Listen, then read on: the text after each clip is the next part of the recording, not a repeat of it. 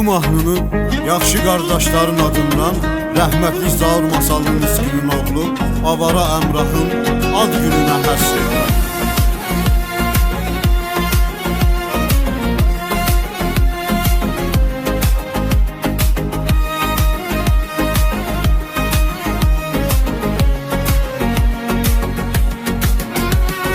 Zaur Masallı Miskinin oğlu Avara Əmrah düzgün hayatın yaşayır doğru Avara Əmrah. Ömreliyir kardeşimiz değerli hürmetli. Kardeşlere kardeştir, dosta sadakatli. Yılın ikisi ad günüdür değil arzulardan. Vardı sana tebrikler her elden diyardan.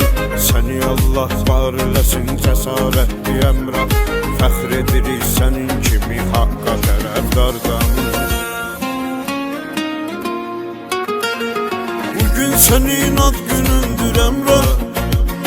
Ad düşü təbrik edirik səni biz.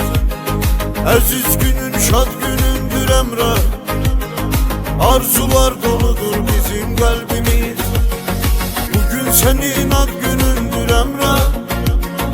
Ad düşü təbrik edirik səni biz. Əziz günün, şad günündür Əmrah. Arzular doludur bizim qəlbimiz.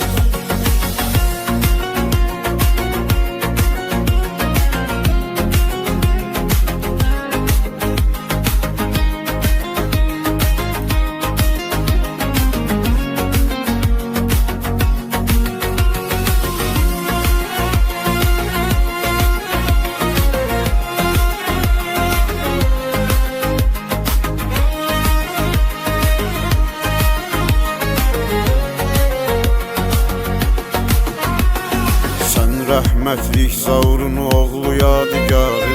Atan kimi yaşayırsan haqqın tərəfdarı. Rusiyada qürbət ölkədə yaşayırsan sən. Yaxşıların qardaşısan həm də iftixarı.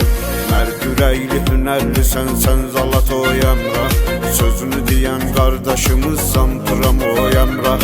Masallı Miski Əmrahdır özü də Bradyaqa. Sözün qılınc tək kəsərlidir Qırtoy Əmrah. Bugün senin ad günündür Əmrah. Ad düşü təbrik edirik səni biz. Əziz günün, şad günündür Əmrah. Arzular doludur bizim qəlbimiz.